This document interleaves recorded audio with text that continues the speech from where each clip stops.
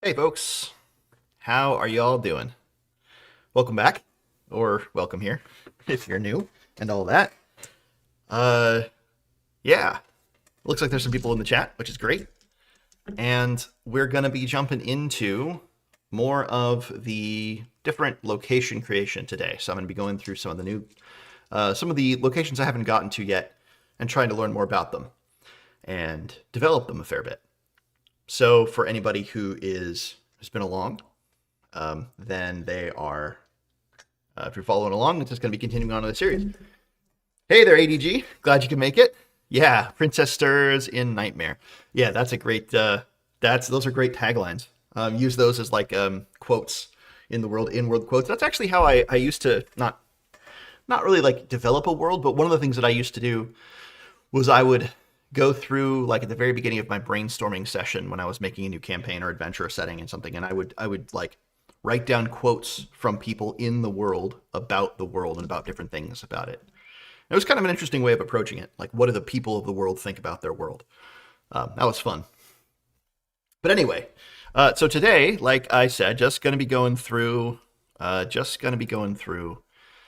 more settings, more locations. I keep saying settings, more locations here. I've done pretty much now everything out here. And I've gone all the way up through Respite, the Shrine of Submission, the Scarred, the Fabled Mind Conclave. I've done all that. So I want to do the Sodden Fields today. So I want to do the Scale Tower, Bog Pool, Temple of the Black Flame, and the Wreck of the Saculum. Maybe the Isle of the Archon, and then maybe the Gilded Waste. Yeah, something like that. I want to do 2 or 3 today at least. And maybe more. See how many we can get through. Going all the way down, though. Got the Sodden Fields. So for these different locations, I was trying to think of what I wanted the vibe here to be. And, kind of casual, general swamp vibe is fine. That's totally fine. Nothing wrong with that. But I think something more particular here. Something more particular. So I was trying to think of yeah, that's right. The greatest magic item in Sodden Field is the always dry socks. Yes, that would be a fantastic magic item. Actually, I would love that myself. Talk about like minorly useful magic items that would actually be super awesome to have. That's one, for sure. All right, so yeah, exactly. The field is sodden and swamped and flooded with regret. It's probably true. I think that's absolutely fair. I was thinking about making it something that had been, it had been a fairly prosperous region that had gotten flooded. So basically, in other words, there's remnants of villages and towns scattered throughout, or at least settlements scattered throughout. I think that's something that I kind of want to do. And so I think both Scale Tower and Bog Pool are going to be in and around the remnants of old ruins. So that's kind of what I want to start here. Yeah, Crow. Always a chance of some gumbo. My uncle made just the best gumbo. It was funny because he would only ever make it around Christmas. So I just associate gumbo with Christmas, which is just a weird connection. But that's what I do. All right. So Scale Tower. I want to say something like the remnants. Remnant. That's not how you spell that. How do you spell remnant? Remnant. Oh yeah, remnant. I don't know why I wanted to do an E there. The remnant of an old the remnant of an old keep or fortification on the coast. Maybe even on an island. Maybe on an island that is accessible at low tide from the mainland. So something like, you guys know the monastery of Saint Michel, the island of Saint Michel in France. It's this cool island monastery that at low tide is like connected to the land. You can just walk to it, but at high tide, it's just an island. If you have never seen Saint Michel, you guys should look it up. It looks so cool. It's like the most. It seems so fantasy, but it's actually just a real place. Okay. So let's see something like that. I think that's kind of cool. Oh, you've been there, Crow. Oh man, I would love to go there. Um, yeah, Iron. So I was thinking about that. You could have the tower be half sunken. So I think certainly there's going to be a place to go below the surface. Um, a a dungeon beneath it. I think Scale Tower is going to be one of the first large-ish dungeons that they have access to. The players have access to if they want to go along the coast. So maybe I'll put that. A multi-level dungeon with more below ground than above. Now, with a name like Scale Tower, and what you'll notice here, okay, so I don't know if you guys, a few months ago now, I think it was a few months ago, I did a video about connecting locations in a Westmarches using kind of one of those webs, just sort of like, I forget what the technical term of them is. I didn't know what the technical term was, but someone told me afterwards what it was technically called. But you kind of create this like idea web of narrative connections between places, not a physical connection map, but like a narrative connection map. And I went through the places I've made so far and some of the ones I haven't, and I connected them. So I know when I fill them out, I know what to give narrative connection to. So for example, at Cave of the Prayer Thief, I know that it connects to Flint Tower, the Wreck of the Saculum, and the Palace of the Princess. And I know that the Shriek, for example, connects to Respite, the town of Respite, or Respite, and the Conclave, which is up here. And now that doesn't mean it's physically connected. Obviously, the Drowned Sanctum is way down here, and there's lots of other locations between them. But I know that in the narrative of this place, I want to reference or have some connection to this ruined town here and this place up here. And I don't know yet what those connections are, but I know that they're there. So if I go down to the Scale Tower, I've done it for the Scale Tower as well. And you'll see that I've connected it to the Seat of Judgment, which makes sense, and Bogpool. And those are just like accidental connections that they happen to be close by. But I think it works out. I think it works out really, really well. So there's something about Scale Tower that would relate to the scales. It makes sense that that would be one reason for the name. I was thinking also, though, that it relates to the worms and the scales of those like worm-like creatures. So it could be a colloquial name, Scale Tower, or it could also quite literally be something that relates to the scales and the Seat of Judgment. So that makes sense. I also think that because it's connected to Bogpool, there's probably, garrison is the wrong word, but whatever creatures live at Bogpool, they probably have a presence at Scale Tower. So that would be one way to connect those two locations. That's pretty easy. Another I was thinking is that from Scale Tower, there is actually a secret path that leads back onto the mainland and up through the mountains through a back way to the scales. And maybe that allows you to get to a back door that leads to like the second level of the dungeon as opposed to just the first level, which is guarded or hidden or something like that. Exactly, Crow. Could be lizardy stuff or it could be judgment. So either way, I don't know if I'm going to name it. Like that's one thing that when you're actually running the game right, you don't need to name the locations. In a Westmarches especially, I think it's really powerful when the players are like, oh, hey, we saw that ruin along the coast. And that's probably what they'll call it for a long, long time, the ruin along the coast, right? Rather than something like that. Exactly, Iron. So it could be fish scales too. Another thing that I don't know if you guys have noticed, not that I have any reason why you should, is that there's actually a series of forts all along, a series of towers that are all ruined all along the coast. You have the Compass, the Anchor, the Pearl. The Rose is not ruined. But then you have the Spear and the Shield. And I wondered if perhaps Scale Tower was one of those as well. It was part of that same sequence. And I don't know exactly what they are. Maybe they're like, maybe they were barriers that prevented access to this land from the coast. Could be something like that. So that they created some sort of magical barrier that prevented any access by, ships. I don't know how they would do that. But Scale Tower could be one of those. But it's pretty far from the nearest, and the rest of them are pretty close by. They're kind of spaced out fairly evenly. So it would be a little odd if it were part of that sequence. But it could be. Regardless, I think that what I want to do is have, I think I do want to have a secret door, or not a secret door, but like a path that the players can stumble across at Scale Tower that leads up into the hills. they lead into the Seat of Judgment. Oh, I see. So yeah, so they kept the sea out, and once they ruined, the land started getting wetter. Yeah, I see. So like it actually created the land or lifted the land up out of the water, and so yeah, that could make sense. I mean, you have the Salt Leaf Road, which is all this crusted. If this were all sunken and soggy, although it doesn't have to not be. Actually, it could be. It could be. The Salt Leaf Road could be kind of soggy as well, and so everything started to get the coast started to get. Yeah, the sea starts to reclaim this land now that these towers are breaking down. That could be it. That's actually a cool idea. I might use that for these guys. Scale tower. Anyway, I'm going to write what I know about it, which is that oops,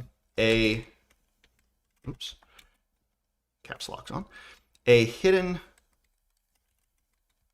path leads north from the ruin into the mountains and connects to a secret door leading into level 2 of the Seat of Judgment, or maybe just a hidden area of that dungeon.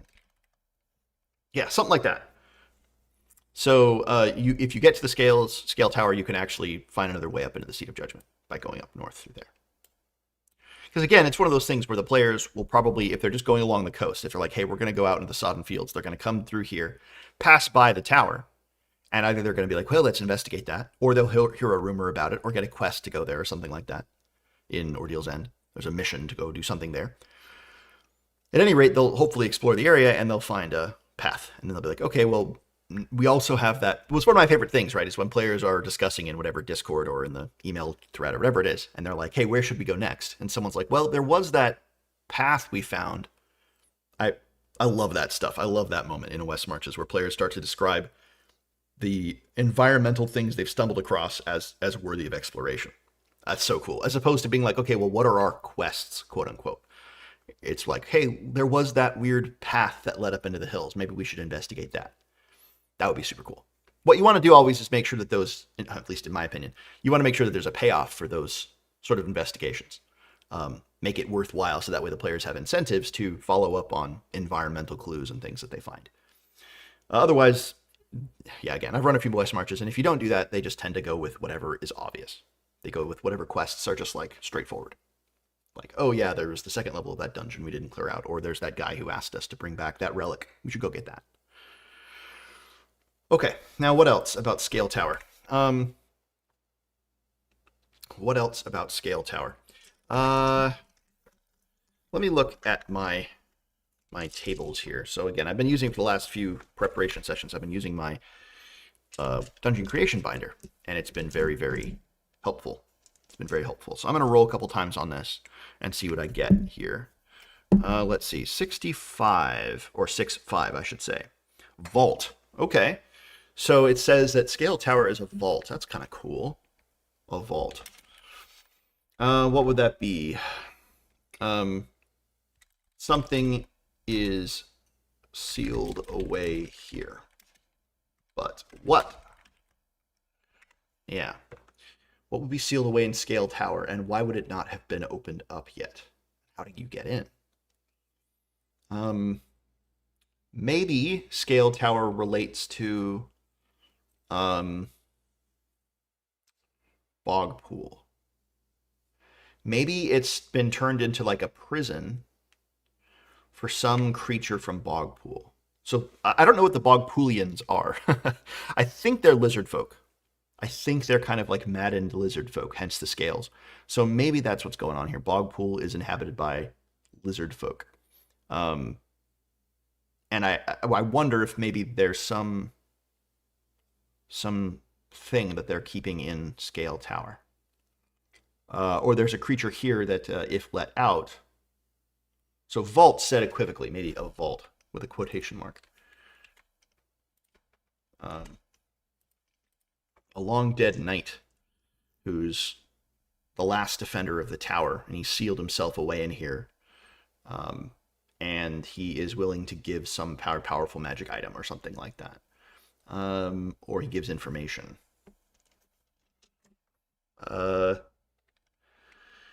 When the beasts rose from the sea, and claimed the sodden fields. The tower was held by loyal knights from throne. The tower was besieged, and no help came. The last knight sealed himself in the dungeon with XYZ artifact, which couldn't fall into the hands of the scaled folk, the scaled creatures. Okay, so I'm wondering about this scale tower. What if I kind of take what Iron said there, that there was like a wand or a scepter of the sea or something like that, right? It gives you power over water or creatures of water, and they wanted to get it from him, so he sealed himself away from it because he knew that if they got their hands on it, then something bad would happen. Of course, why haven't they taken it then? Towering reptilian creature draped in the vestments of a holy judge, carrying the hammer of office in one mangled hand, chimes ringing from its tail. That's super FromSoft right there. That's pretty cool. Yeah, Rohan did not answer the call, Crow. Yeah, exactly. Or now hear me out. What if Bogpool was a town of humans, as was Scale? This all was humans. And something was recovered from the sea. And with the madness of the princess, it started to warp the inhabitants into lizard-scaled monstrosities. And so whatever is actually coming from, whatever is infecting Bogpool is actually coming from Scaled Tower. Or they're both infected by the Temple of the Black Flame. Maybe that's it. Maybe the Black Flame is this thing that was warping and mutating everyone. And so Scale Tower is like the first place where they're going to come across it. And yeah, I like that better. So it's not that the beasts rose from the sea. It's that the madness and warping influence of the entity transformed those who dwelt here into scaled monstrosities. I like that better. Because yeah, exactly, Crow, exactly. Very Lovecraftian. I like it better than the idea of creatures rising up out of the water and claiming the land. That's kind of weird. It doesn't really fit the tone of the world as well. Whereas these dudes being turned into scaled, horrible things is better. And then I can also do something that ADG suggested there, right, where you have this towering reptilian creature. A towering reptilian creature wearing the cast off shredded vestments of a holy man, wanders the swamp between Scale Tower and the Temple of the Black Flame.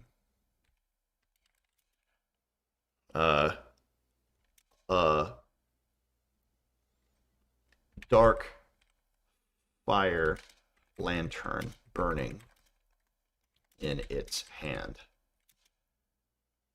Mournfully looking for, mournfully casting its eyes about and bellowing as if searching for something or someone. Okay, I don't know what it's searching for, but that's something going on here. So the Scale Tower, maybe that's where the thing lives. Maybe it comes from here and it wanders between Scale Tower and the Temple of the Black Flame, as if looking for something. And it has a lantern, a huge lantern in its hand that burns with black flame, which is some sort of mutating take on the fire of the princess. or the fire of the land or something like that. Maybe the Temple of the Black Flame was this lighthouse, and it was warped by dark magic. Maybe it was a lighthouse that guided people to this holy land, and then when everything fell apart, in order to protect the place, someone tried to cast magic to like ward people off, and instead it became this like consuming flame. Yeah, that's probably what he's looking for, ADG. Some delicious frog legs. I've never had frog legs. I hear that they taste like chicken. But I think that's probably just a description of what people describe when they don't know what to describe. Like, they don't really know the taste. But I'm going to do that. And I like the idea of chimes. Chimes ringing from its tail. There we go. I like that. Now, that doesn't tell us more about the scale tower, but that is something going on here in the Sodden Fields.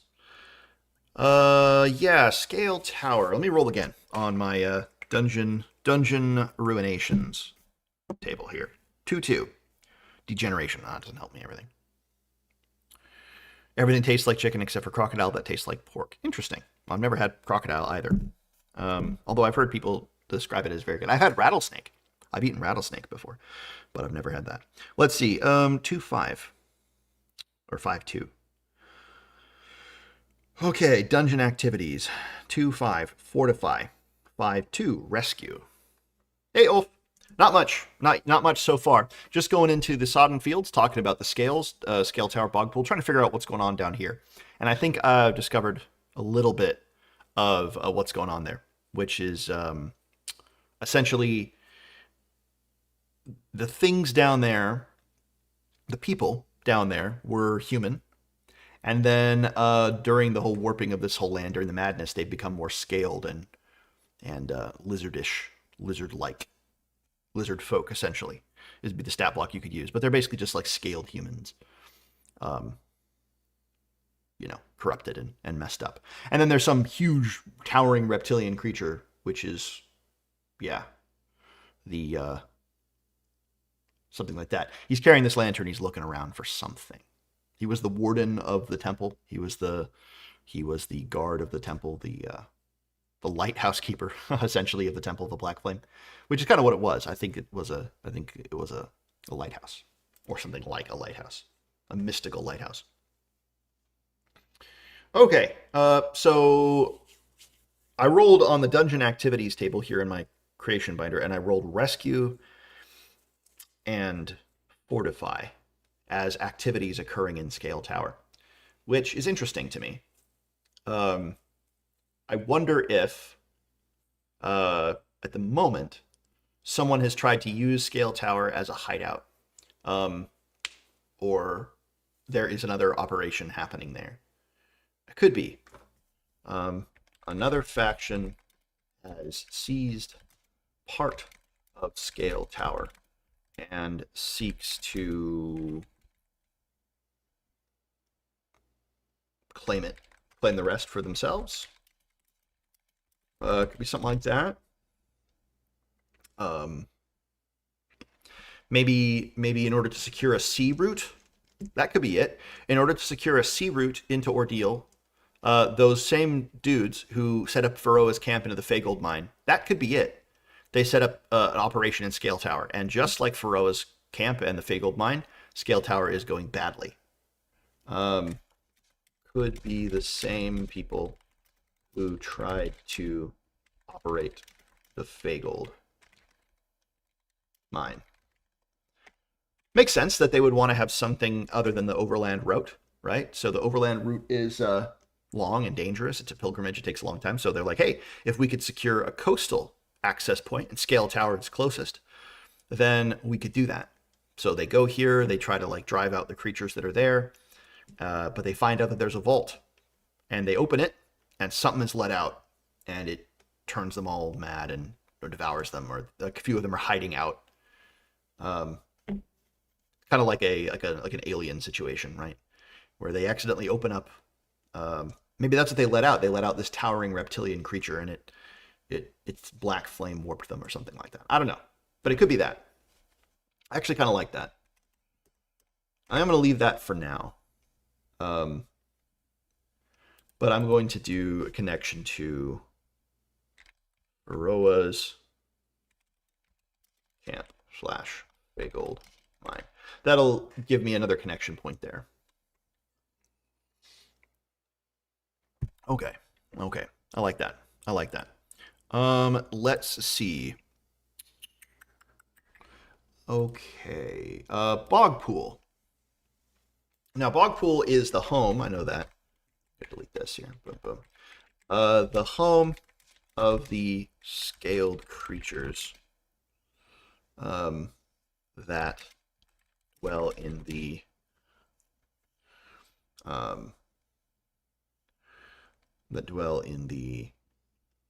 fields.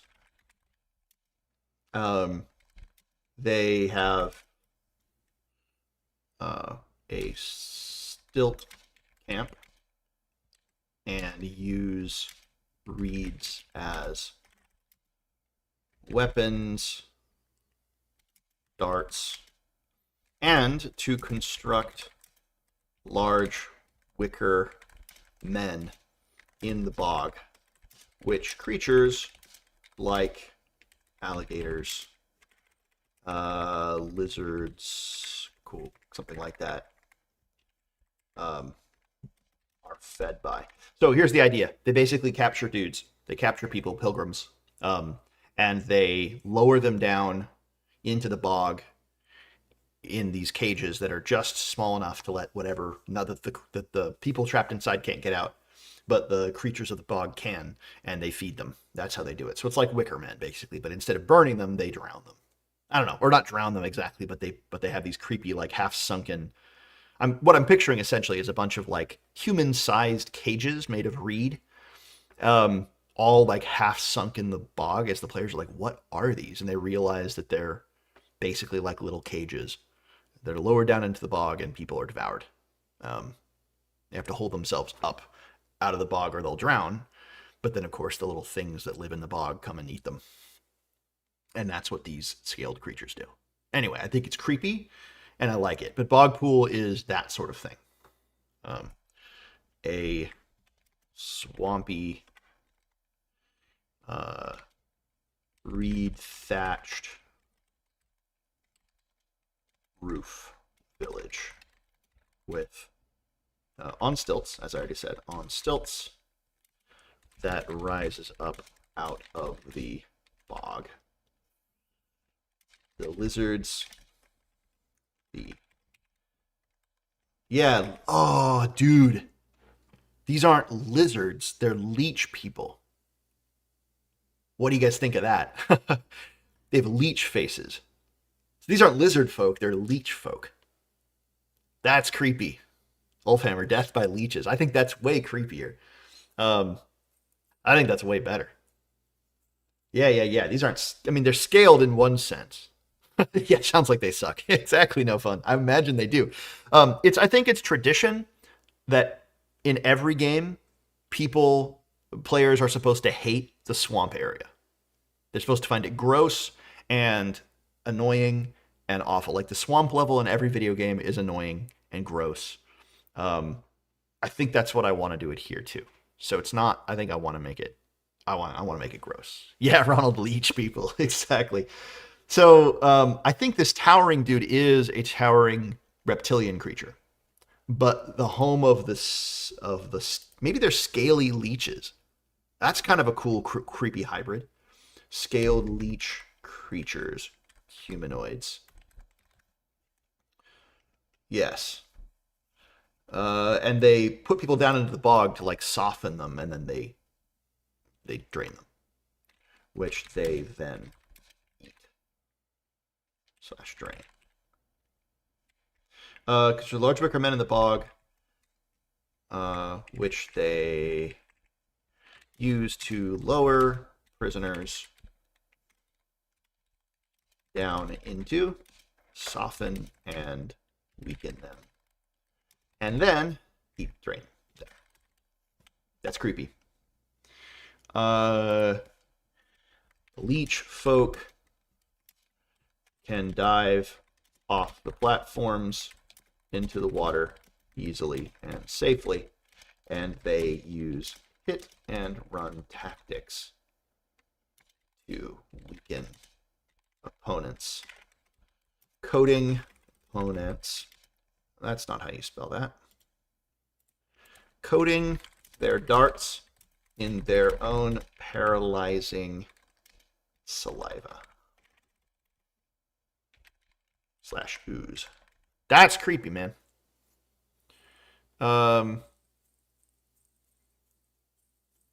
That is so good. Sleet. Yeah, they eat sleet. Listen, that's funny. Okay, so where I live, it's right now about 70 degrees, well, Fahrenheit. 70 degrees Fahrenheit. I don't know what Celsius would be. I can't make that. I never have been able to make those changes. But it's 70 degrees Fahrenheit, and by tomorrow morning at 1 in the morning, it's supposed to be 20 degrees. So it's supposed to drop 50 degrees today, and it's supposed to be raining and then turn into sleet and sludge and like sleety rain and then ice and then maybe snow in the morning. But we'll see. But it's going to be bad. So we're going to have rough weather for the next 24 hours. But just dropping 50 degrees in like 12 hours is insane to me. That's what we're going to get. I know. I was reminded by the word sleet there. But I think this is super cool, right? I mean, again, what I'm trying to do here is make things that are really memorable and different. And everybody's had the lizard folk village with the lizard folk that capture people and eat them, right? Like we've all seen that. But this is different. This is something I haven't seen many games with leech folk. So this will be memorable. Like this will certainly be memorable. Yeah. I think this is really cool. So leeches, that's the theme of the Sodden Fields. I could have called it the Leech Fields now, but I didn't know at the time. Sodden Fields, I think that's cool. They're sodden and drained. That's really creepy. That's really creepy. I like it. Yeah. They're blind. They have no eyes. No eyes. Blind beasts. All right. Well, bog pool is super creepy. I don't know about blood because that's real gross. ADG. I mean, obviously people can make it whatever they want. I would probably they can do their gross saliva, which paralyzes. Yeah. But I actually like the idea that these are actually. Here's what I kind of like. I like the idea that they are cunning enough to use tools, and so the players are going to be really. It's way freakier in my mind. See, if you have leeches that are like kind of like leaping and that's gross. But if they're like coating their own weapons in their own saliva and using like reed darts to capture you, there's sort of like a creepy cunning to them, which is, in my mind, creepier. I don't know if everyone would find it creepier, but I find it creepier to have like this.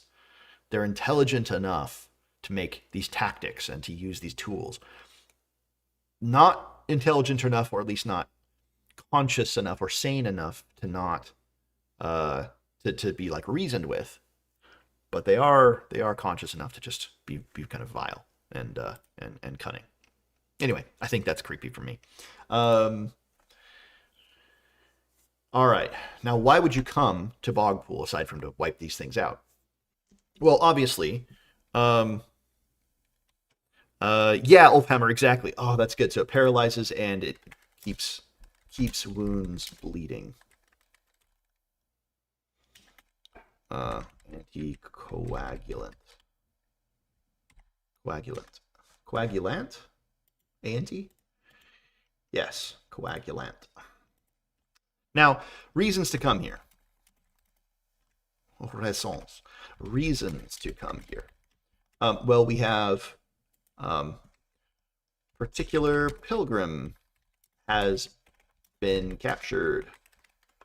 Some item, artifact of significance was taken along with the bearer by these creatures, though they don't know its significance. Yeah, ADG, I love that. The town also used to be a smuggler's hideout, and old caches of goods and coin are still hidden about the village. I love that. Love that. Yeah, moist and mushy. Oh, the victims, moist and mushy victims. That is gross, Crow. That is gross. All right. That's great. Bog Pool's really cool. I kind of want to run a game there. I want to see these things. Okay, so we'll leave that there for now because that's good enough. Now the wreck of the saculum. The saculum is a Latin word. It means age. It refers to the about 100 years. It's the in the Roman era, a saculum was the period of time in which everybody who was alive at the beginning of it is dead by the end of it. That's what a saculum is. So it's the entire path of a living memory period. So it goes from that to that. By 100 years, nobody is alive who remembers before the saculum. That's the idea. So it's a period of time in which everybody who was alive at the start of it is dead by the end of it. So this wreck of the saculum. I don't know. I just thought it was a cool name for a ship, a holy ship, because it has been used as with religious connotations. At the age of the world. All right, so the wreck of the saculum was a ship, one of the last, maybe the last big ships. It's a big ship, and it's the only shipwreck I have on the coast, and it's in this little bay here. So I think it was something that was either heading past the Temple of the Black Flame, or it was heading past the Isle of the Archon, got caught up in something. Or maybe it's a really ancient wreck that has been uncovered as the bog drains and shifts and moves. I can't tell which, if it's more recent or it's something that has been long since destroyed. And I don't know if it was a warship, or a ship full of pilgrims, or, it could have been that, ADG, a ship of pilgrims coming from afar, they've wrecked. It could be a very recent one, actually. Let's see, Mark. All adventurers, our party requires a person with thieving abilities who travel in the caves of chaos. Any takers? Well, I hope somebody takes you up on that. That sounds super fun. Yeah, I'm unfortunately unable to, but hope you guys have fun with your adventure. Sounds super cool. A thief in the caves of chaos. That is a perilous job. Almost as perilous as a thief in the Tomb of Annihilation, or the Asarak's tomb. What did they used to call it? It's not the Tomb of Annihilation. That's the new version of it. What's the old one called? The Classic Adventure. I forget what it's called. Tomb of Horrors. Thanks, Iron. That's right. The Tomb of Horrors. Yeah, that's cool.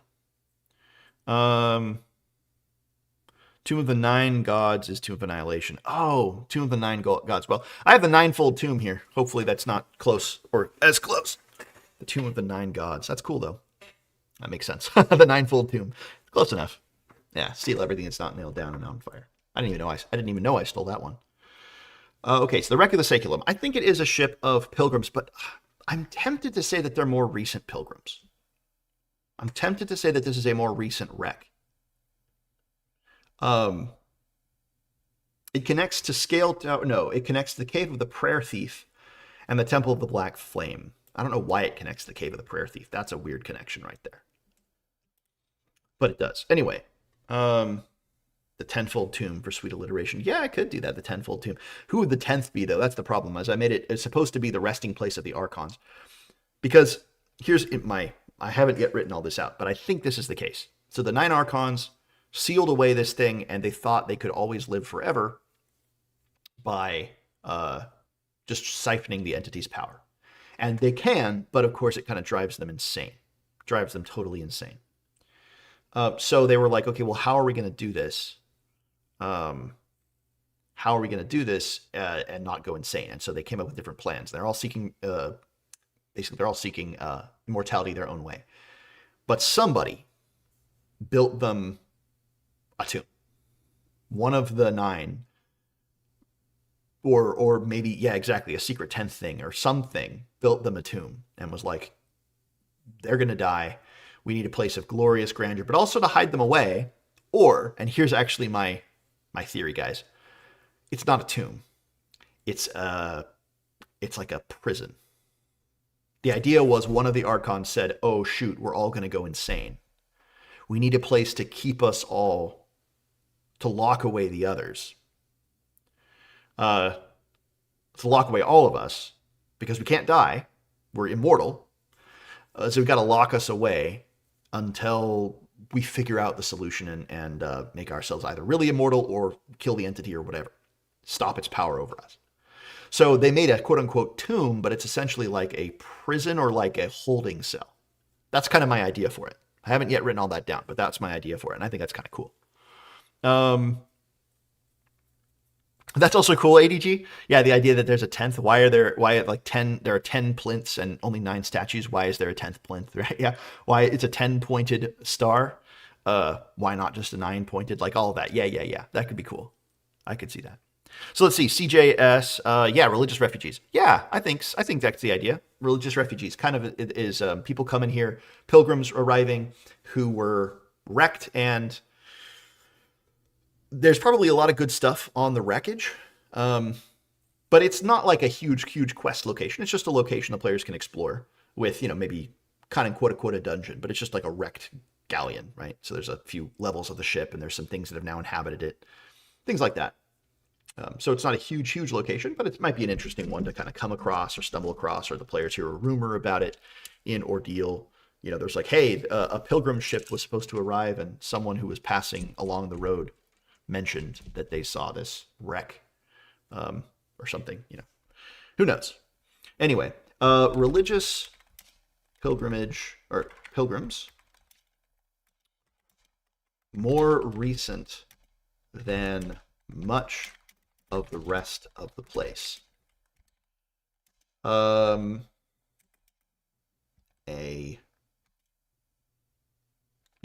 pilgrim ship.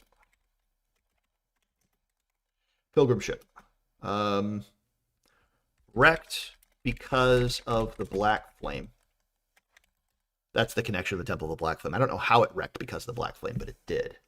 Here we go like this. Boom. Wrecked because of the Black Flame, and the survivors were drawn there like moths to a candle. So the survivors of the wreck of the Saculum went south to the Temple of the Black Flame, and you might be able to find them there. Maybe they're more or less sane or more or less destroyed, but that's the idea. Lots of trade goods.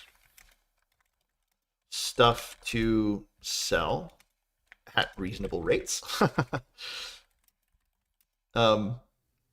Also, perhaps a few artifacts of religious significance. Maybe a few, or a false icon of the princess. One of those magic items I talked about last time. No, Wally, not yet. I haven't done the Temple of the Black Flame. I have ideas about it, but I haven't written anything down aside from its connections. And its connections are just Bogpool and the Wreck of the Saculum. So it really is only affecting this region. It doesn't have any connections outside it yet. Is there a shipment of bad copper? I don't think I get the reference, ADG. It could be. With a letter of complaint. Yeah, I don't get the reference. Unless it's not a reference, unless it's just an idea. Could be. But I don't know. Let's see. I don't know why I want to put a reference to Edwin Van Cleef. I don't know why. Whenever I have like this huge galleon, I always want to talk about the Dead Mines in World of Warcraft. It was my favorite dungeon. World of Warcraft. Nazir. I mean, it's very possible, ADG, that I just have lost my the first ever charlatan merchant of old. I'm afraid it's escaped my mind if there's a reference to something I should know. I'm sorry. Yeah, so Wally, that's what I was thinking, is that it served as something like a lighthouse. The Temple of the Black Flame. It served as something like a lighthouse. Oh, really? It's an actual dude. known to have the oldest complaint letter in history to his name. That's an actual guy? That's awesome. I love that. That's hilarious. Wow, I did not know that. That's super fun. I love that stuff. Okay, Wreck of the Saculum. So lots of trade goods. Infested now by the inhabitants of the bog, including some of the former pilgrims who have been maddened and warped. Something like that. Yeah, something like that. I'll leave it for now, more than that, but Wreck of the Saculum, kind of cool idea. Just a basic one, though. That's a pretty easy one to have quests to as well, because, and I actually kind of like it, because it forces the players, if they're just spending time around Ordeal, that's to be the furthest east that they've gone, and it would give them access to, it would give them a reason to go to the sea, it would connect them to the Temple of the Black Flame, it would connect them to Bogpool, because there's probably creatures from Bogpool there. So if they get like a quest, someone says, hey, my brother was supposed to be coming on the Saculum, and I heard from, so-and-so pilgrim who walked the road that they saw the ship, crash or something like that, or my heart tells me I had a dream, or whatever they want to do. Please, someone go and find the wreckage of the ship, and that'll give them a reason to kind of go a little further and to explore. And there's suddenly a bay here, and they're like, hey, what's on the other side of the bay? And maybe they can go to the Long Pier village and they can see. Anyway, I don't know. The whole point is that it'll get them further away. So it's not necessarily a place to be a big place. It's more of like a node that'll connect them to other places. All right, Temple of the Black Flame. We talked about that a little bit, or figure it out.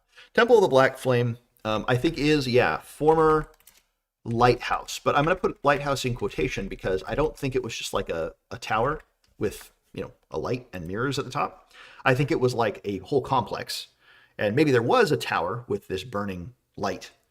But now it's become a whole complex that was once the seat of protection for the whole coast.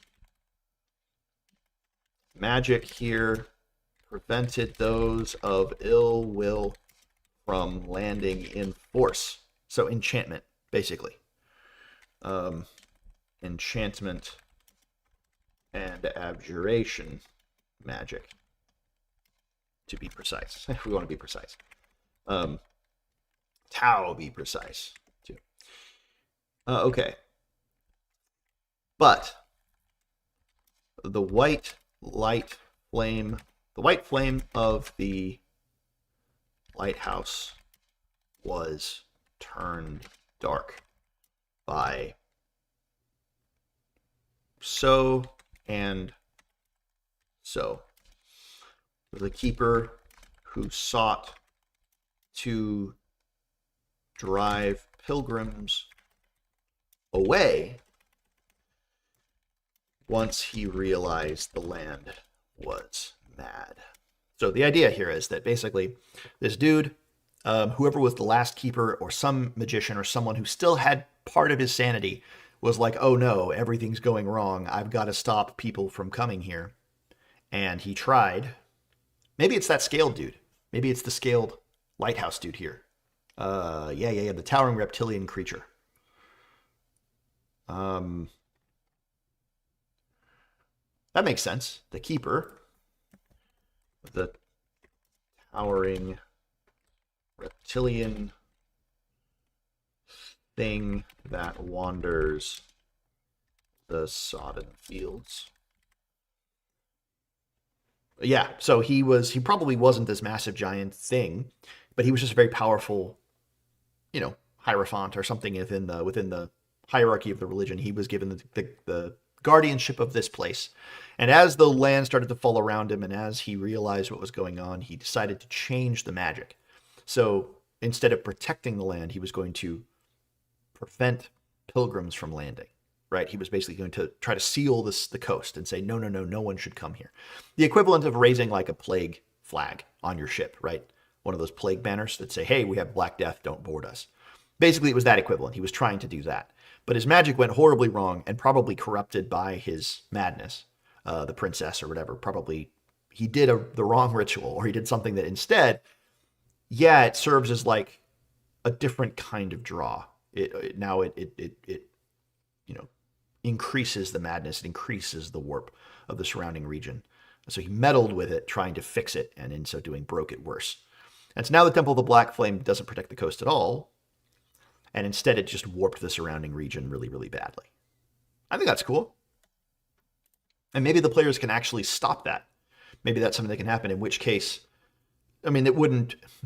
The idea is, yes, you turn off the Temple of the Black Flame, you destroy the Black Light, and over time, maybe a couple hundred years, this corrupting effect will fade.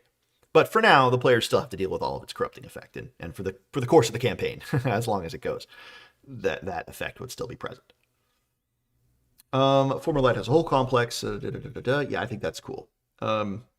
His ritual went wrong, and instead increased the madness, warping those who dwelt near, including himself.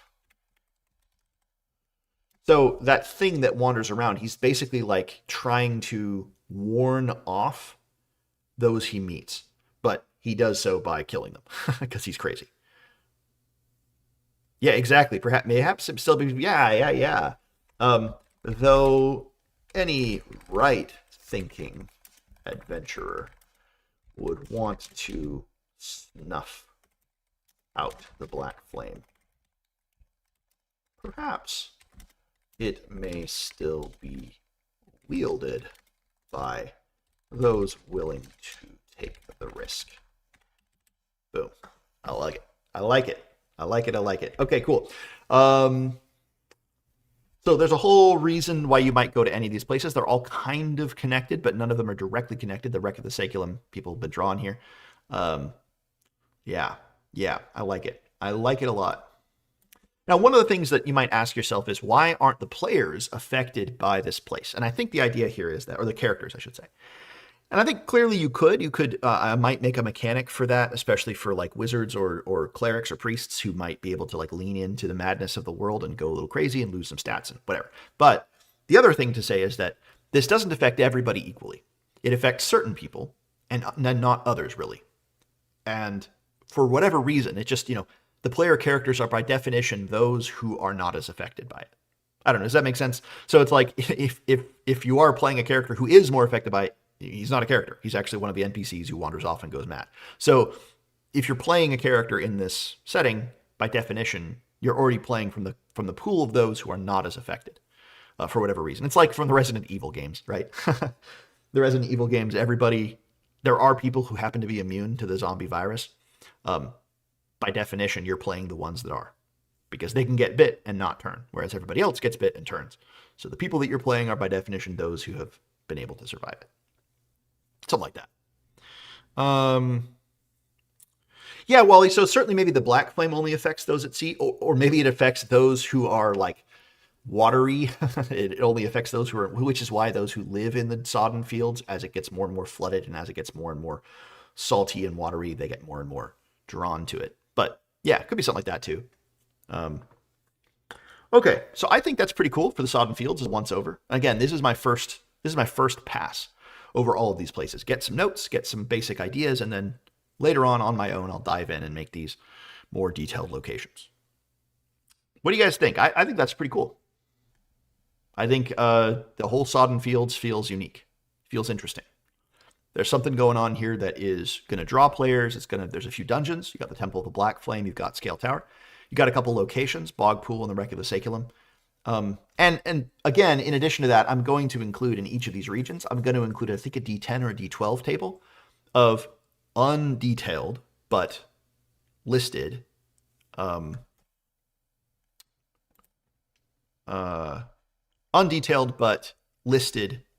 locations. So, just like a sentence description of a place that you could add in if you wanted. So you could fill in the Sodden Fields with a lot more, because these are 3 mile hexes, so it's actually quite a long coastline, right? 3, 6, 9, 12, 15, 18, 21, 24, 27, 30, 3, 6, 9, 12, 15, 18, 21. It's like 50 miles. like 50-mile coastline. So there's a lot of stuff you can do there. Awesome, Wally. Good. I just got a notice from YouTube that it says I'm not receiving enough video to maintain a smooth streaming. As such, viewers may have error. So we'll see. But hopefully that goes away. Very nice. Or I mean, creepy. So nice. Yeah, exactly, Crow. All right, cool. Well, the next one on my list here is Mount Radiance. Mount Radiance. And the Temple of the Last Light and Mount Radiance itself, the mountain. So 2 places, basically, 2 locations here. And I don't know anything about them. I really, really don't. Somehow, the Temple of the Last Light connects to the Wreck of the Saculum. I realized that no, that's not right. I think I said that it does. Yeah, that was separate from me.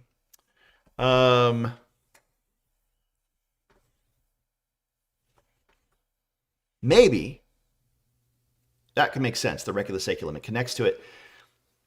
I think it makes sense that somebody from the Wreck of the Saculum was going to Mount Radiance. So maybe there's some connection there. Maybe a small one I can make. It doesn't have to be a big one. Okay.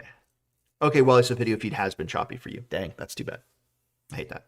And it looks like there's a much bigger delay than there usually is. I hate this. Sometimes it just drops. Sometimes it's fine.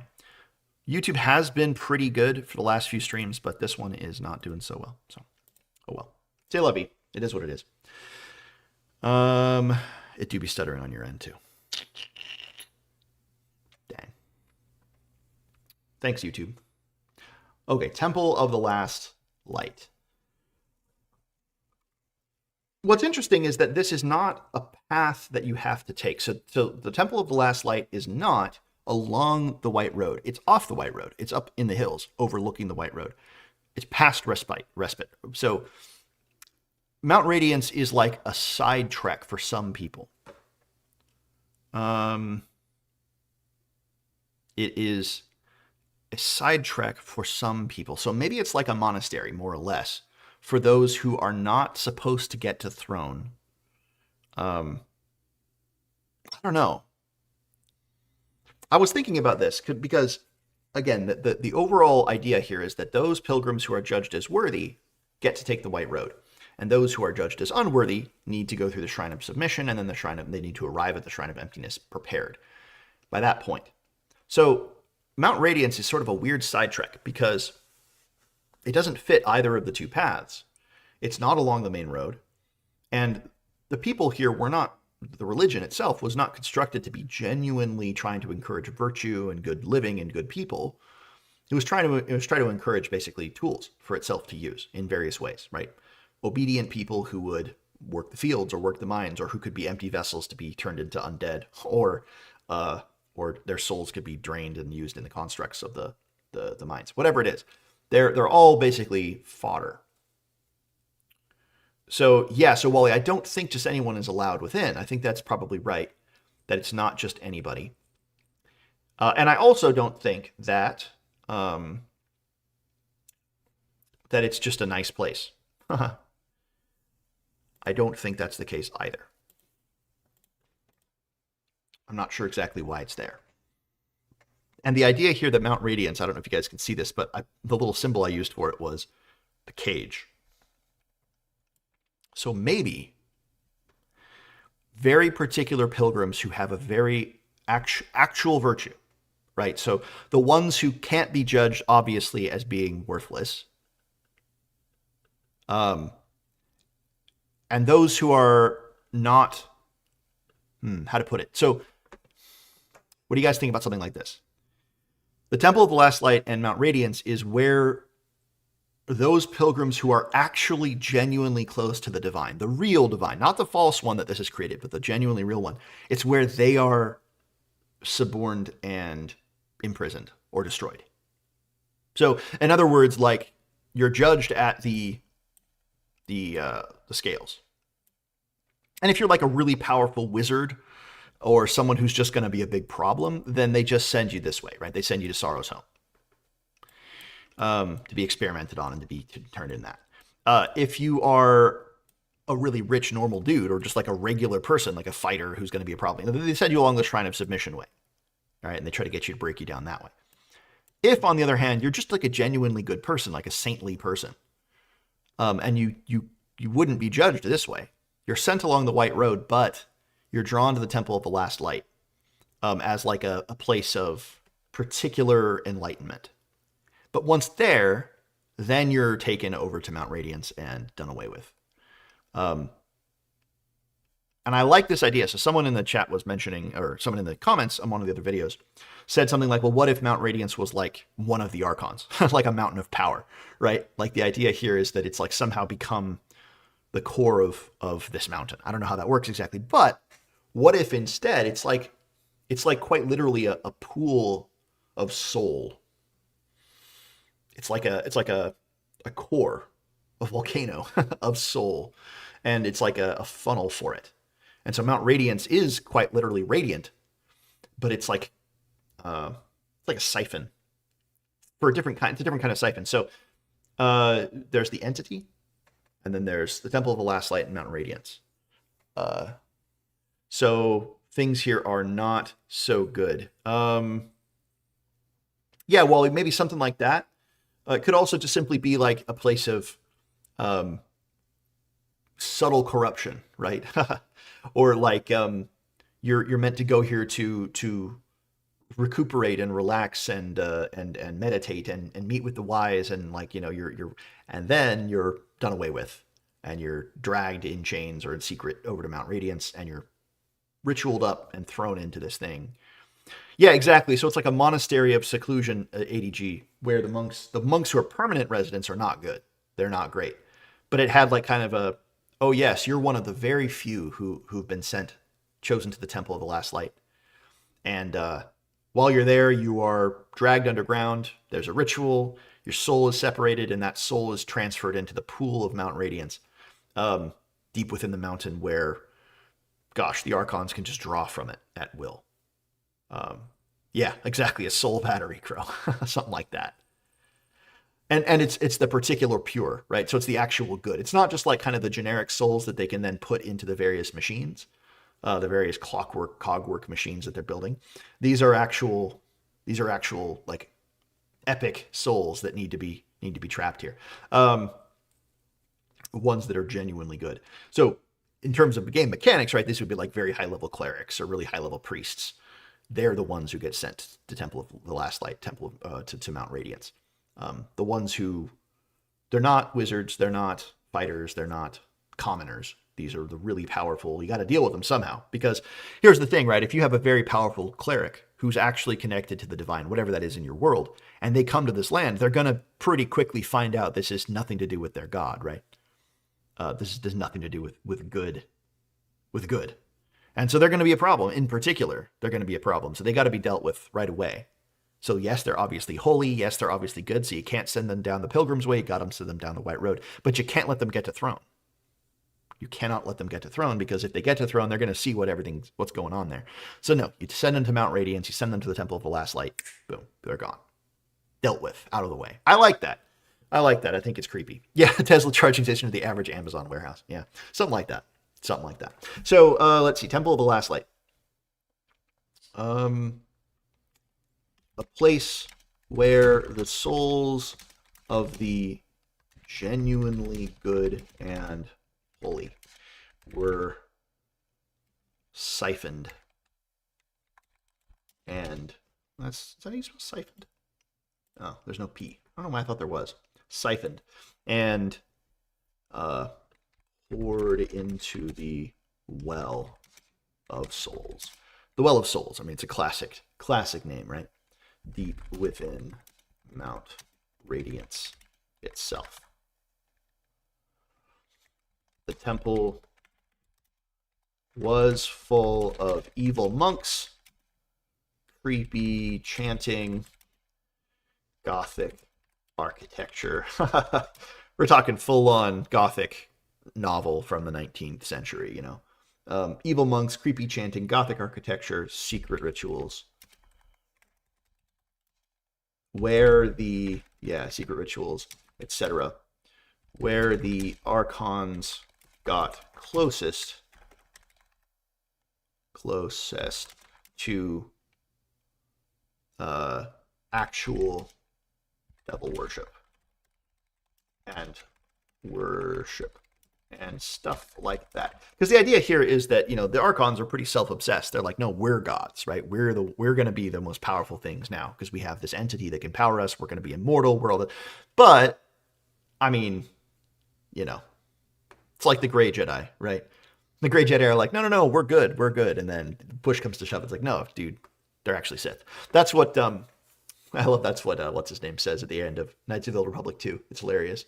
I forget the pilot's name in Knights of the Old Republic 2, but Kreia, who's been like trying to tell you how there's no morality. It's all, you know, there's no such thing as good or evil. It's all the same. The Sith and the Jedi are exactly identical, and there's no difference. And helping somebody is useless, and hurting somebody is useless, and it's all about what you want and power and all this stuff. At the very end, Atten, I think his name's Atten. He's like, dude, that didn't tip you off that like that's a Sith. All that, like, there's no such thing as good and helping people is pointless. That's not the kind of thing that a good person says. It's really funny. I like Atten. Okay, let's see here. Temple was full of evil monks, creepy chanting, Gothic architecture, secret rituals, etc. I think that works. Okay. Yeah, and so there is powerful divine magic dampening here. Or was, right? Because you got to stop those clerics from using their power. So part of a place is like it quite literally dampens your connection to the outside divine. I wonder if that's still active. Is that still active? It would make this place very challenging for priests or clerics, and really therefore any party who wants to come here without healing magic. Might have to rely on potions, which is always precarious to rely on potions. Okay. Something like that. Yeah, exactly, ADG. I was so mad that they messed up that ending in the original version. I know that the remake or not the remake, but the remastered version and the one of the later editions, the patch, that they changed the ending a bit and made it more coherent. But as originally, I played it originally, so when it first came out on Xbox, without any of the patches, without any of the changes to the ending, and the ending was so incoherent, it was scattered because they hadn't actually put it all together. They were rushed and they didn't finish. There's actually a really fascinating story about that game's production, where they had to drop plot lines and they had to combine characters and do weird things because they just didn't have enough time to finish it. So they really rushed that ending. But I thought the game was great. The mechanics were great, and much of the story was awesome until the end. And then it was a little bit rushed. But I agree. She was so well written. And the voice actress was really good. So she's one of the better voice actresses in that game. One of the voice actors in that game. I thought it was also great. So you had a strong connection to Kreia. Yeah, it's true. Obsidian, man. They had some troubles. But they had great ideas. Obsidian had some great ideas. Okay. I kind of have an image in my mind of this place. Hey, good evening, David. Good evening. Good afternoon for me, but good evening for you. That's awesome. Glad you could make it. Just going through some places here. I honestly think that's a cool enough introduction to Mount Radiance. Or to the Temple of the Last Light. I can develop this more on my own for sure, because I kind of now have an image of it and what's going on here. Evil Monastery. Not a bad idea. But I want to put some things here. Let's try to brainstorm some dudes here. The Abbot is obviously here. Is here. Still. Horrifying in some way. How? The Abbot's still here. Yeah. Okay. Well, maybe that's sufficient for the Temple of the Last Light for now. Mount Radiance, obviously, is essentially it's this locked away. It's this locked away place. Essentially, a gate barring access to the Well of Souls within. most of the place. Therefore, serves to prevent access. So it's like a fort. You got to break in. It's not a dungeon. Its purpose is to be a gate, right? So, a lot of dungeons have different purposes, right? Like was a town. This was a monastery. This was a shrine. This was a tower or a watchtower. The purpose of the Mount Radiance dungeon was to prevent people from getting to the Well of Souls, except those who knew and those who were supposed to get there, the Archons themselves. So it's like a gauntlet in a way. A gauntlet of enemies, magical wards, and physical barriers. That's pretty cool, and that's pretty simple. But then if you can get to the Well of Souls, at the heart of it, the Well of Souls, still active, still accessible with the right magic, still trapping countless innocent who yearn for freedom and release. Let's see, Crow. Got to run. We're in Vegas for New Year's and got wifey power shopping to attend to. Oh, have fun in Vegas, Crow. I was there almost a year ago. Oh, no, almost 3 months ago. I was there almost a year ago, but 3 months ago. That's cool. Oh, awesome, David. So it's basically mummified Zen monks still meditating. Yeah. That's great. Mummified. These are evil monks still meditating. Can arise and attack in certain circumstances. So the players will walk past these monks. Maybe they'll attack them, but they're just kind of there. Something like that.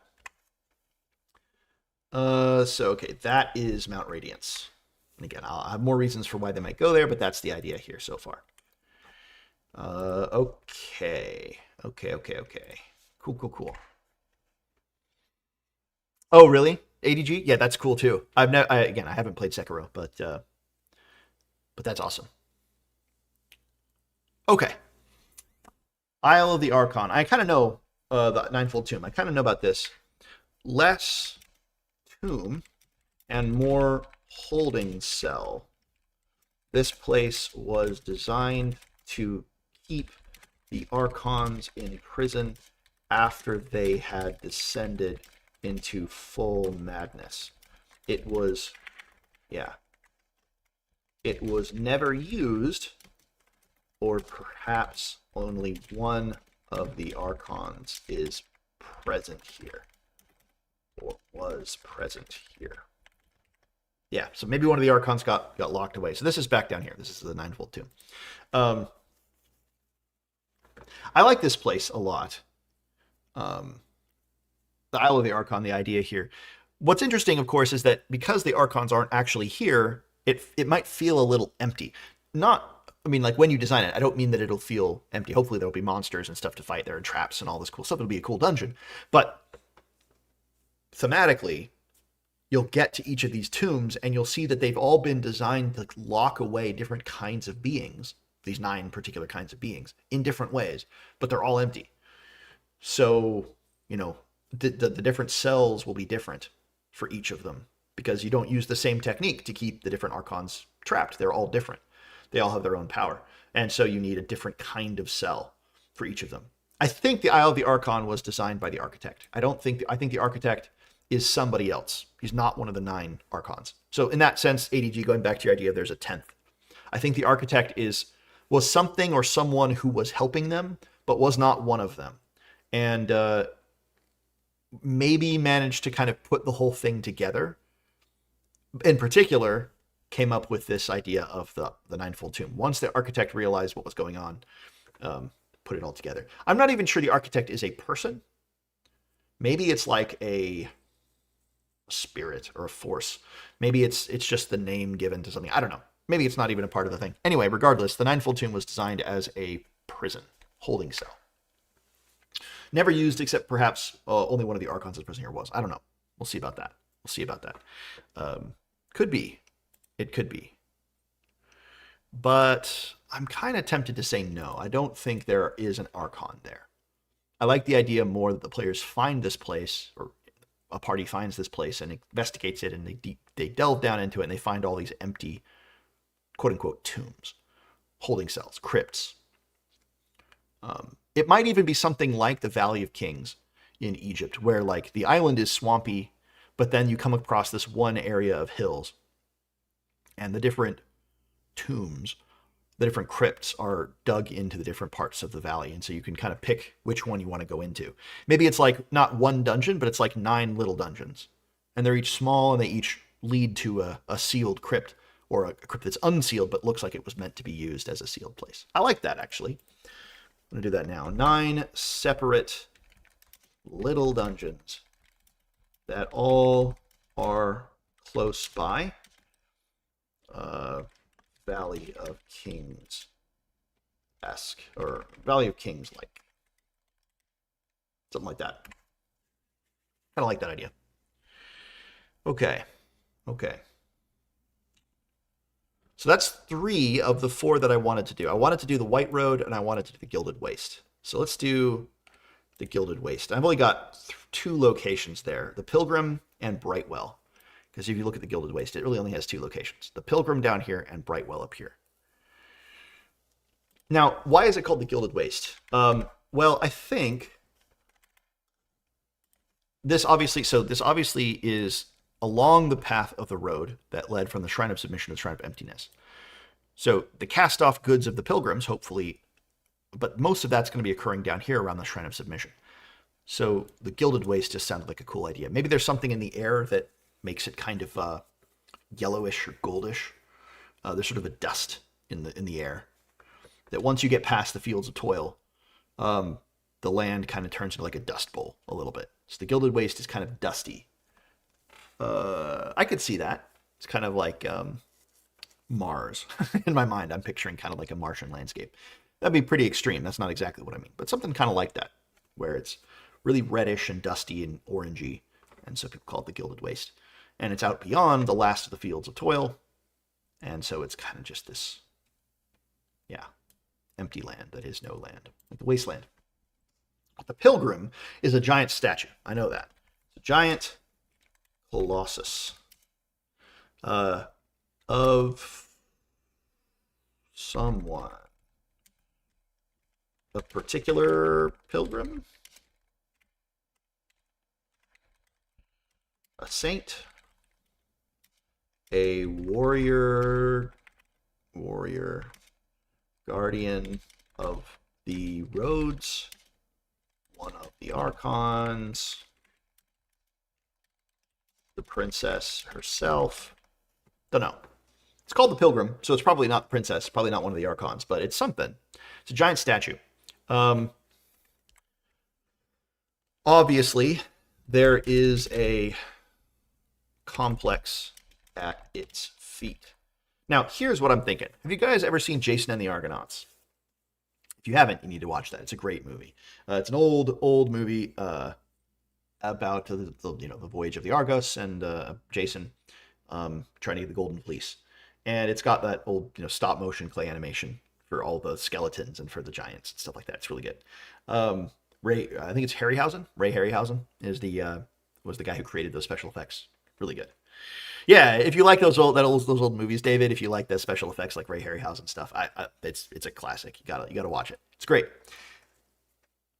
Without spoiling anything too much, there's at one point this giant statue, and there's like a giant statue that is built on top of basically a treasure box, a massive treasure box for the gods. I'm thinking something like that. So the Pilgrim is actually a giant statue, of course, but it's like standing on or kneeling on or, sitting on this big building, basically, but it's like a treasure box. So just taking that straight up. Housing the treasures of something, someone, many people. So maybe the Pilgrim was a place that the treasures that were gathered from the Shrine of Submission. Actually, how about this? Because the Shrine of Submission initially had a bunch of, the idea was part of the way you fund this is that when the Pilgrims drop stuff off it's taken and it's used by Throne. As that stopped, then you just got piles of junk around the Shrine of Submission. Piles and piles of junk. And some of that stuff is useful. As you come along the Pilgrim's Way, people have cast off their goods. And some of that stuff is useful, some of that stuff is valuable, but you got to hunt through it and search through it. It's just like junk piles and dusty junk piles and things like that. But the Pilgrim is where the useful things, the gold and treasures and all that stuff, were stored before they were used. So they were taken across the bridge, taken up north here to the Pilgrim, and then they were locked away in this place to be used as like a treasure vault. So essentially, it's something like the treasure vault of the city was filled with stuff, valuables, relics, artifacts, etc. Now, the question is, if the players discover this and they open it up and it's full of treasure, well, there you go. You just ended your campaign because that's it.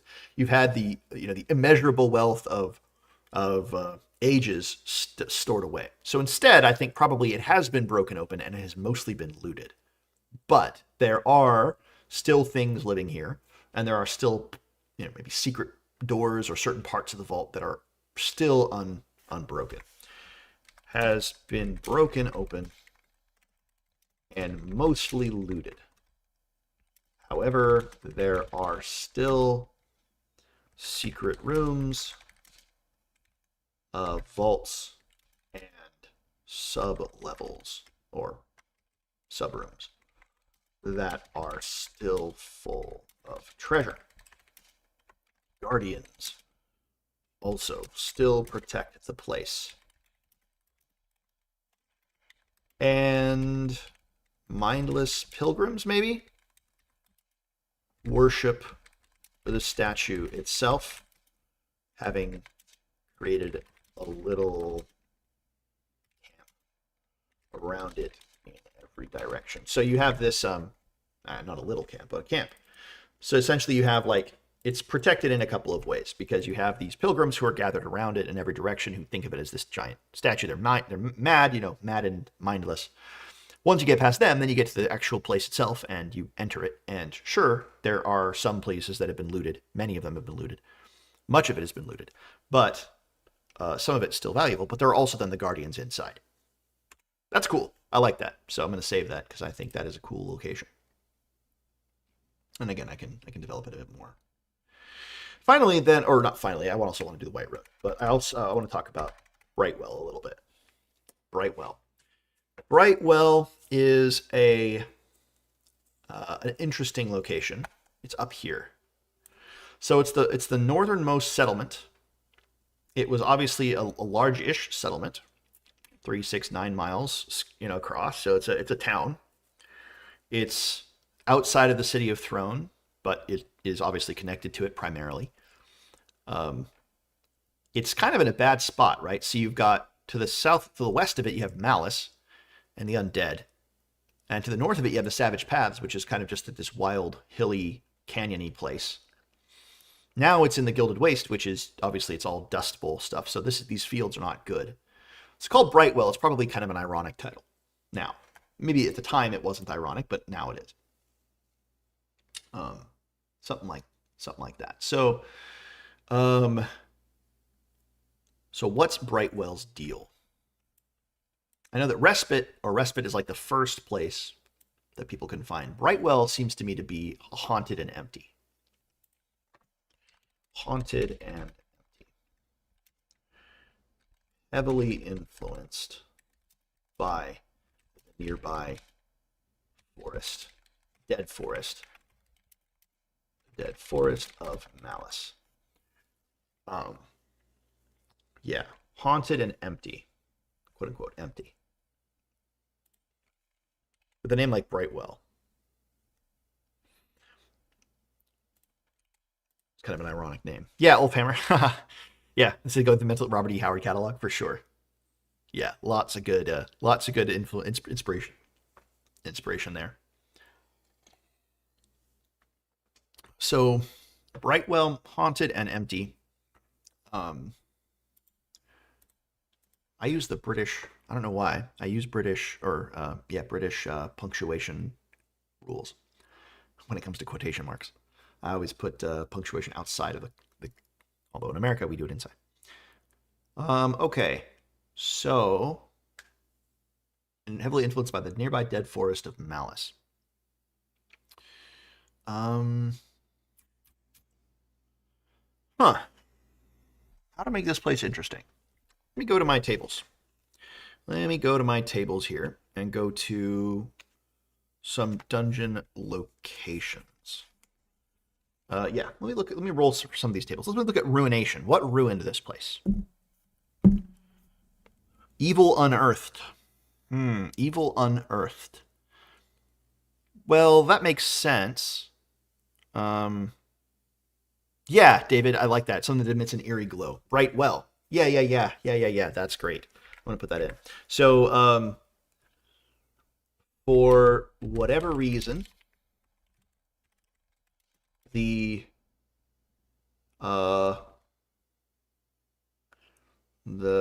something emits a bright light that can be seen for miles in every direction.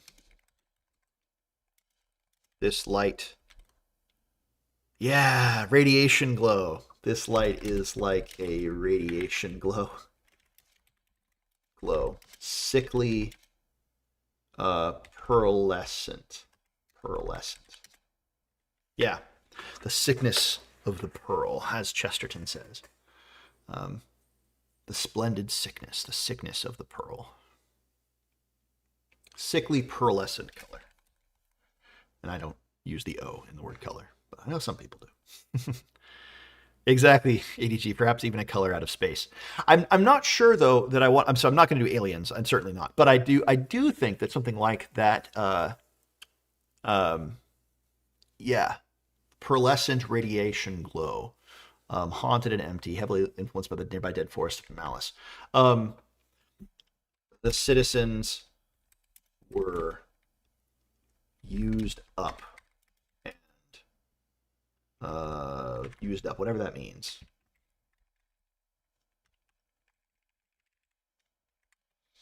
By the wrapped one. Ooh, creepy. What if the inhabitants of the town is haunted by, what do they call those? The shadows? The nuclear shadows? The shadows that are burned onto the wall by people, right? So the flash burns the outline of people who have died in a nuclear blast onto the walls. What if, obviously it's not a nuclear blast, but what if those are the things that are dangerous here? Got like nuclear shadows that are scattered about this place. Yeah, exactly, David. So I don't, Brightwell, I don't know if I'm going to call it, yeah, exactly. So I don't know if I'll call it, I mean, I do like references and homages.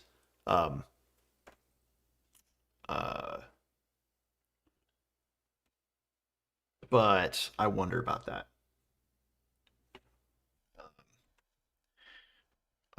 Whatever destroyed this place left nuclear shadows, which serve as shadows or wraiths and attack outsiders. I don't know if I know drums across the river, Wolfhammer, but that's, yeah. It could be something like that.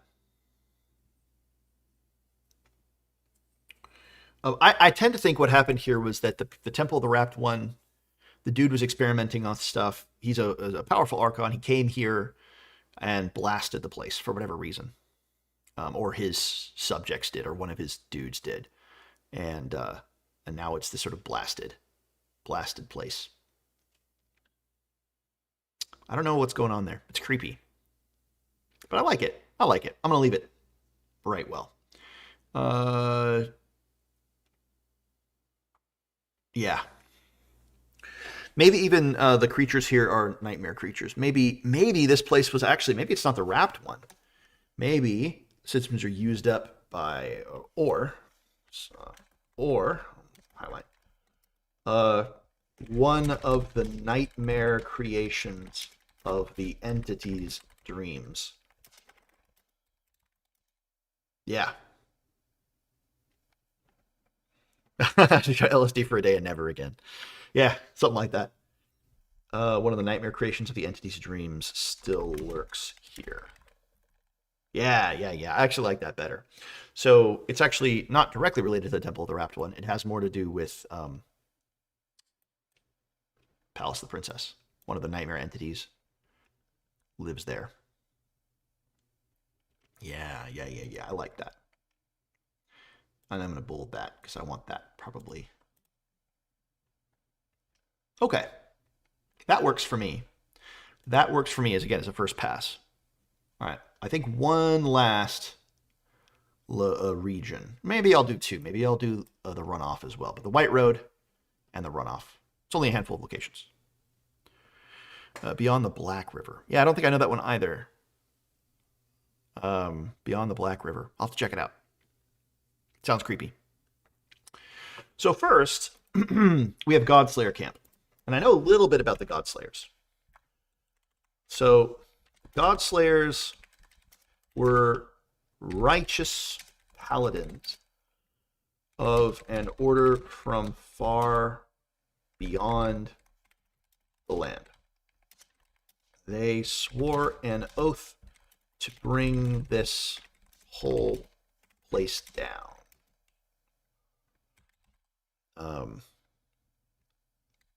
As an affront to real divinity. And here's the question. So there were many when they came years ago. There are only a handful left. I don't know here if the Godslayers are mad and just something you got to fight and only fight, or if they are, I think I like the other idea, which was suggested in my other stream, which is that they're not actually crazy. They're just extremely zealous, and at this point, jaded and maybe even a little despairing, having not achieved their aims and having failed quite dramatically. So they're not, they're bitter, they're harsh, and as I said in the other one, they don't suffer fools lightly, but they are technically something you could side with. They're not necessarily just something you have to fight. So the Godslayers show up from time to time, and maybe you can interact with them. Maybe you can fight alongside them, or they can maybe have quests, sort of, so to speak, right? I think I like that better than just these are mad paladins who are riding the roads killing people. I mean, maybe there are some of the Godslayers who have gone crazy and are like that now. But the camp itself and those who still dwell here are not necessarily mad or crazy, or at least not mad beyond negotiation and communication. So they are zealous, self-righteous, jaded, and perhaps even a little despairing. Yet those who remain hold to their oaths. They give no quarter to those who serve the throne and the entity, but can be reasoned with, and perhaps are even willing to aid those who have common cause. The camp is what? It's like a Roman fortified camp. The camp is now mostly empty, with collapsed tents, a large parade ground. Parade ground's the wrong word.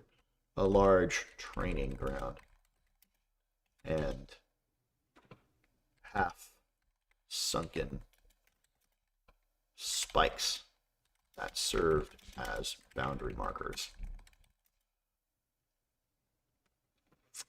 I don't know who they are. I don't know how. Like, I don't know their like. I want to make them up as NPCs and like actually develop them because I think they're cool. It's a cool idea.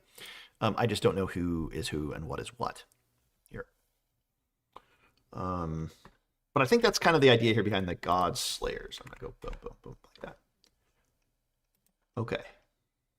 Now they're connected to the Ninefold Tomb and the Conclave and Cogwork.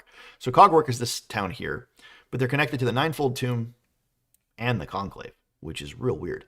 I mean, I guess they're looking for a way to end everything, which would make then perfect sense. Actually, now that I think about it, if they're looking for a way to end this whole thing, then of course they'd be connected to the Ninefold Tomb and the Conclave.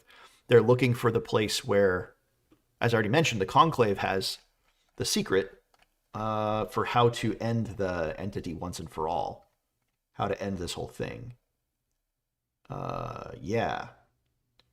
The knowledge of how to free the entity or destroy it utterly or banish it is to be found here. So it makes sense that they would want to go find the Conclave. And also the Ninefold Tomb, because that's where the Archons were to be imprisoned. So they're also looking for that. Or how to utilize those magics. So that makes sense then. Their overall goals relate to stopping this whole thing. But there's only a handful of them left now. And they're not probably going to be able to do that. At least on their own.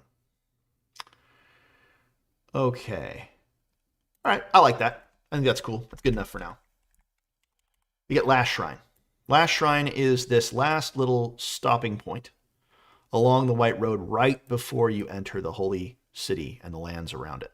So Last Shrine was the last stop for those who were about to enter into service in Throne. They would offer worship and be offered rest in exchange. I think it really is just this shrine guards. Oops, I'll put it here. This shrine guards the bridge, which is the only easy crossing for, what is that? 3, 6, 9, 12, 15, 18, 21, 24, 27, 30, 33, almost 30 miles. It's the only easy crossing for nearly 30 miles into Throne itself. So it's more of like a fort, like guard. It's like a military fort rather than a shrine. More of a military fort than a shrine. How about this? An island in the river with fortified, with a fortified keep on it and 2 fortified bridges on either hand. I like that. I really, really, really like that. Maybe even multi-level bridges. What do you guys think? I always like the image of a multi-tiered bridge, kind of like, oh gosh, I don't know. There was a really cool piece of art that I found for D&D. It was for some adventure module for 3rd edition. I think it was for 3rd edition. But it was this multi-tiered arched bridge. It looked almost like an aqueduct, but it was a bridge instead of an aqueduct. And I thought it would look really cool. So maybe it's something like that. It's this really, really big, very large, very impressive stonework and sculpture. Yeah. Not just a little wooden bridge across the river, but like a massive edifice. Yeah. Cool. So Last Shrine is more of a thing. You gotta get past it in order to enter into Throne, at least from this direction. And of course, the northern shore is fog shrouded, and it's fog shrouded. That's fair enough, because of course, once you get into the fading, you're dealing with fog. So Last Shrine, you get to it, you see this big bridge, this big keep in the center of the island. A bridge leads to it, and then from that, there's a bridge that leads to the fading, and that is maybe even one of the sides is broken. One of the bridges is cracked, broken, fragile, or is it just solid? I don't know. Figure that out. But I like that idea here. Now, obviously, Last Shrine, I think it connects to Cogswork, Respite, and then it connects to Grandmother Widow for some reason. But again, those are little things. I can find out why those, like, all it takes is like a reference to the whatever it is. Maybe if Grandmother Widow is a giant spider, well, then maybe Last Shrine is infested with her babies. And so it's like that's one connection there. Or maybe not. Maybe Grandmother Widow is more of a honorific, and she's not actually a Black Widow or a spider. And in which case, Last Shrine is more, find some other connection there. But I'll figure that out at some point. All right, so I like Last Shrine. I think that's cool now. I'll do more to it later. Cogwork, which is the last settlement here. Cogwork. Now, Cogwork is interesting because it's the introduction, more or less, to the Blasted Canyons, which I want to do there. Okay, so Cogwork. The introduction to the Blasted Canyons was a site for workers to sleep and industrial material to be shipped upstream to Throne, upriver.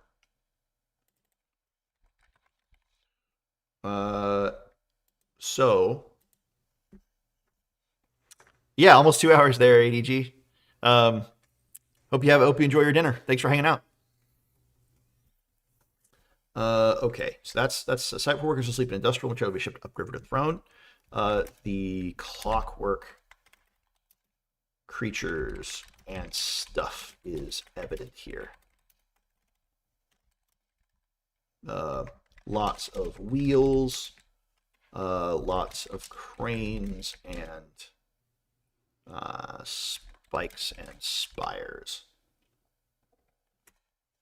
Yeah. See you around. Thanks for hanging out. Okay. I think that will do it for now. Because again, I kind of have an idea now of what these places are like. And that finishes up the White Road, which is what I wanted to do. So now I've basically done everything except, so I haven't done Malice, Sorrow's Home, or Savage Paths. So it's 3 up here. I haven't done White Cliff, Saints Road, or Revelation here.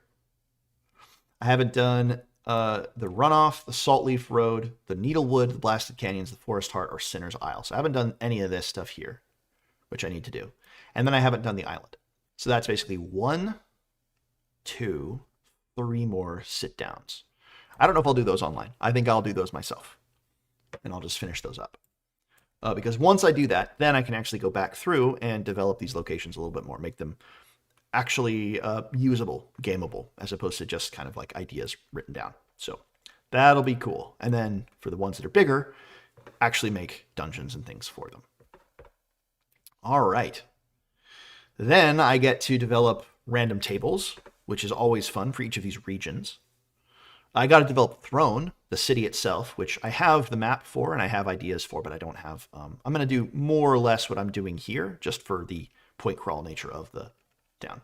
So I'll start off with just ideas, and then I'll go through and be more detailed, make some dungeons there too. And then at the end of it all, I get to do the actual mega dungeon of the Palace of the Princess. So I've got my work cut out for me over the next few months. But I think in the next few days, hopefully by the end of break, I will have the outline and all that stuff already finished for everything. All right. Well, I hope this has been interesting to everybody who hung out. And thank you guys for your suggestions and ideas. Anybody who's watching this later, hope it's interesting too. If you have more ideas, please feel free to leave them. I really appreciate those ideas as they come through. Because like I said, I like stealing anything that's not nailed down and on fire. So if you're interested, if you're willing to give me some of your cool ideas, I'm willing to take them. But otherwise, I'll let y'all go. Hope you all have a great rest of your Sunday. And hopefully I'll see you guys in a different stream or video. See you around.